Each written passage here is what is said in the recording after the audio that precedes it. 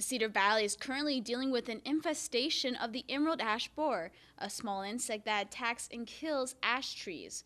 Confirmed cases have already been identified in Waterloo and Waverly. These insects are originally from Asia.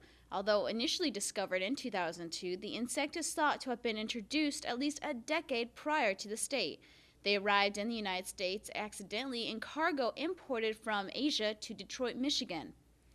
They think it came in a packing material in its larva form. Once it arrived to U.S. soil, it had matured into its adult stage and started multiplying in the area. Since 2002, it has spread throughout the Midwest and northeastern parts of the country. The emerald ash borer spreads naturally by adult flight. They can spread up to 4 to 5 miles from where they emerged. However, they can also spread by human-mediated methods. For example, if they were in an ash tree and that tree was chopped down for firewood, those who move the firewood would also be moving the insects. Other human-mediated ways includes logs for lumber or nursery stock. Waterloo found out about their infestation when they examined trees with major woodpecker damage. It's really hard to detect until it's been in the tree for 2 or 3 years. The trees that we found, some of them had been in the tree for up to 5 years, and the signs that we found were woodpecker damage. The woodpeckers were going after the insect that was in the tree, so it was kind of a feeding frenzy, and that basically threw a flag up for our crews that found this in the field, and they brought some limbs back, and to actually find it and verify it, you have to peel some bark off the tree and actually find the insect inside the tree. And it's the larva stage that you will find, and that's the stage of the insect that kills the tree as it's feeding just underneath the bark of the tree. So what is the emerald ash borer and how does it kill a tree? It takes, they say anywhere from 2 to 5 years to kill a tree.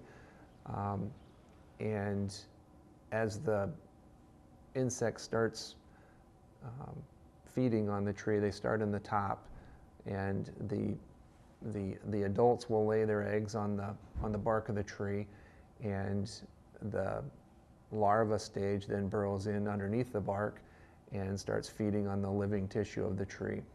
As that happens, and as the population increases in that tree, the tree will become more sparsely foliated in the summer. It will have some of the woodpecker damage that we were talking about. It will start developing these epicormic or water sprout branches that come out of the side of the tree. Basically, you're just going to notice some decline in the health of the tree. And as it continues to populate the insect in the tree,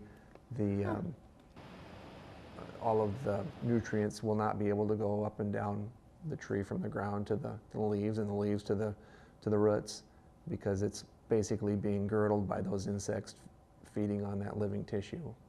What are the signs that an emerald ash borer has infested a tree? Well, there are 2 main signs. The first requires you to peel back a couple layers of the tree bark. You will notice serpent-like lines. The other sign is D-shaped holes. In Waterloo, the forestry part of the city's leisure services is examining all their public ash trees and removing all those infested. However, Waterloo officials are giving property owners whose property is adjacent to a public tree in the right-of-way, between a sidewalk and a street, a choice of action. They can either have the city of Waterloo tear down the tree or have the tree treated in an attempt to save it. If they choose to treat the tree, they are responsible for the cost of treatment and finding a private contractor who will do it. There is a variety of treatment options for ash trees, most of which require chemicals. To see a list of treatment options, go to Iowa State Extension's Black Hawk County site at extension.iastate.edu/blackhawk. To see a list of private contractors who provide these services, go to waterlooleisureservices.org. The City of Waterloo maintains 4,364 public ash trees. Though there will likely be more to find, Todd has already seen several dozen ash trees infested with the emerald ash borer.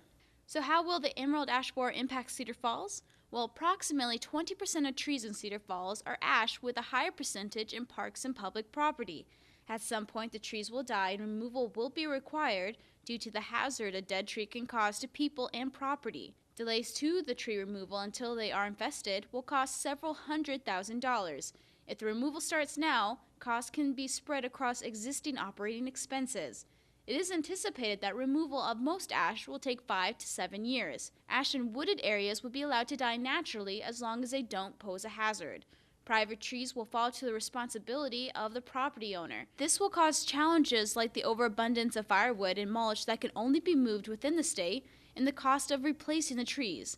The City of Cedar Falls plans on giving public presentations so that the community knows what is going on. How the city moves forward is still being discussed. We will keep you updated on Cedar Falls City News as this story develops. Reporting for Cedar Falls City News, I'm Shelby Gappa.